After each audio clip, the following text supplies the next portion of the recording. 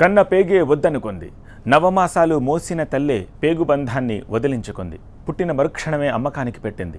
పాలు పట్టి జోలపడాల్సిన తల్లి తన కన్న బిడ్డనే కాదనుకుంది. అమ్మాయిగా పుట్టిన తప్పుకు బజార్లో వస్తువైపోయింది ఆ పసిగుడ్డు. గుర్తు తెలియని వ్యక్తులకు వస్తువులా అమ్మేసింది కన్నతల్లి. ఖమ్మంలో అప్పుడే పుట్టిన ఆడ శిశువును అమ్మకానికి పెట్టింది. 5,000 రూపాయలకు మాతృత్వాన్ని అమ్మేసుకుంది. ఖమ్మం ప్రభుత్వాసుపత్రిలో ఈ ఘటన జరిగింది. ఆసుపత్రిలో పండంటి బిడ్డకు జన్మనిచ్చింది ఓ మహిళ. భద్రాచలానికి చెందిన దంపతులకు 5,000 రూపాయలకు పాప నమ్మేసింది. ఈ వ్యవహారంలో ఆసుపత్రిలోని ఓ ఆయా కూడా సహకరించినట్లు తెలుస్తోంది. సమాచారం తెలుసుకున్న పోలీసులు ఆసుపత్రికి వెళ్లి విచారణ చేపట్టారు.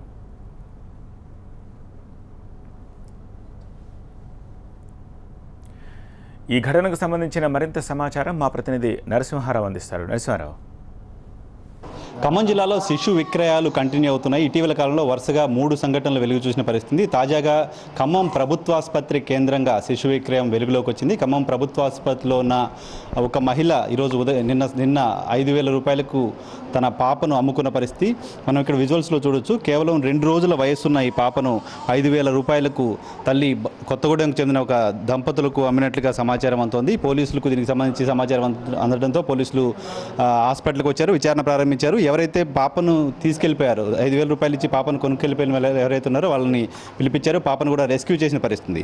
పాప తల్లి మనతో ఉన్నారు. చెప్పమ్మా, ఎంతకమ్మావు, ఎందుకమ్మావు పాపని? నాకు ఎలా కమ్మినా సార్, నాకు ఎలా కమ్మినా. ఎలా కమ్మినవా?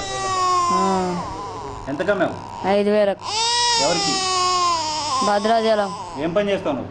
నేను అడుక్కుంటా. ఎంతమంది పిల్లలు నీకు? నాకు 6. ఆపరేషన్ చేయించుకోవచ్చు కదా, ఎందుకు చేయించుకోలేదు మరి? చేయించుకుంటా ఇవాళ. ఇప్పుడు చేయించుకుంటావా? ఇన్ని రోజులు ఎందుకు చేయించుకోలేదు? ఎంతమంది పిల్లలు నీకు? నాకు 6. నువ్వే అమ్మావా, నీకు ఇంకెవరైనా తీసుకొచ్చి? నాకు ఉన్నదిగా పని మనిషి ఉంది. ఎక్కడ ఉన్నది? పిల్లల వార్డులో. పిల్లల వార్డు తీసుకొచ్చి వదిలిపెట్టిపోతే సరేలే అని చెప్పి నేను పిల్లని ఇస్తావా లేదా అని చెప్పి దారుణం చేశారు. అయితే తీసుకపో నువ్వు తీసుకపో 5,000 ఇచ్చి బదిలాడు అది ఇది అని చెప్పి అన్నారట. బదిలాడమంటే బదిలాడిర్రు వచ్చి. అయితే నేను బయటికి ఛాయ్ కన్నా తాగుదాం అని చెప్పి బయటికి పోయేసరికి పిల్లని నేను బయట కూర్చుంటా అది ఇది అని అన్నది. పిల్లని అంటే నేను పిల్లని బయటికి తీసుకొని పోయి టీకాలన్నీ వేయించుకుందామని పోయేసరికి టీకాలు ఏం లేవు. పిల్లని తీసుకుపోయి నా ఒళ్ళో పడదెంకు, నా ఒళ్ళో పెట్టు, నేను పిల్లని తీసుకొని ఆటో ఎక్కుతా, నీకు డబ్బులు ఇస్తా ఇదని అన్నది. డబ్బులు తీసుకున్నా పిల్లని ఇచ్చేసిన. నువ్వు అమ్మలే? ఇష్టపడి అమ్మలే? నేను అమ్మలేదు సార్. మిగతా పిల్లలు ఎక్కడ ఉన్నారమ్మా? హాస్టల్లో. ఎంతమంది పిల్లలు నీకు మొత్తం? మొత్తం 6. వాళ్ళంతా ఎక్కడ ఉన్నారు ఇప్పుడు? హాస్టల్లో ఉన్నారు. ఈ పాప వయసు ఎంత ఉంటుంది? 2. నిజంగా యంత్రాంగం, ప్రభుత్వ యంత్రాంగం ఏం చేస్తుందో కూడా అర్థం కాని పరిస్థితి. 2.5 సంవత్సరాల వయసున్న ఈ పాప పరిస్థితి ఒకసారి మనం చూడొచ్చు. ఈ పాప వయసు 2.5 సంవత్సరాలు అని చెప్తున్నారు. కనీసం 2 కిలోలు 3 కిలోలు కూడా బరువు లేని పరిస్థితి ఉంది. ఏమాత్రం కూడా పౌష్టికాహారం అందక చాలా దయనీయమైన పరిస్థితిలో ఈ పాప ఉంది. పిల్లల్ని పోషించే స్తోమత లేకనే తను అమ్ముకున్నానని ఒకసారి చెప్తుంటాను. తనకు మాయమాటలు చెప్పి ఇక్కడ హాస్పిటల్లో పనిచేసే ఒక స్వీపర్ పాపను అమ్మించిందని చెప్తుంది. 5,000 రూపాయలకు పాపను అమ్ముకున్నా అని చెప్తుంది. కొంతమంది ఇక్కడ NGO సంస్థల ప్రతినిధులు ఎలా తెలిసిందండి? చాలామంది ఇలా ఖమ్మం టౌన్లో బెగ్గర్స్ ఉన్నారు, చిన్నపిల్లలతో ఉన్నారు. గతంలో కూడా రెస్క్యూ చేసామని చెప్తున్నారు. తర్వాత ఎందుకు వాళ్ళని మళ్ళీ మీరు ఆపరేషన్ చేయించే ప్రక్రియ కానీ ఉన్న పిల్లల్ని రెస్క్యూ చేసే ప్రయత్నం? ఇది మా అన్నం సేవా ఫౌండేషన్ సభ్యులు ఈ హాస్పిటల్లో కూడా ఉన్నారండి.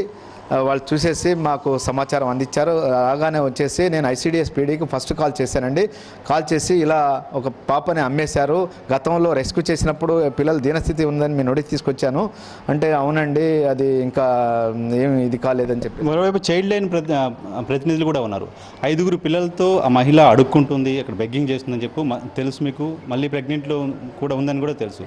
ఎందుకమ్మా వాళ్ళని రెస్క్యూ చేసే ప్రయత్నం, ICDSకి అప్పగించే ప్రయత్నం కానీ ఎందుకు చేయలేదు?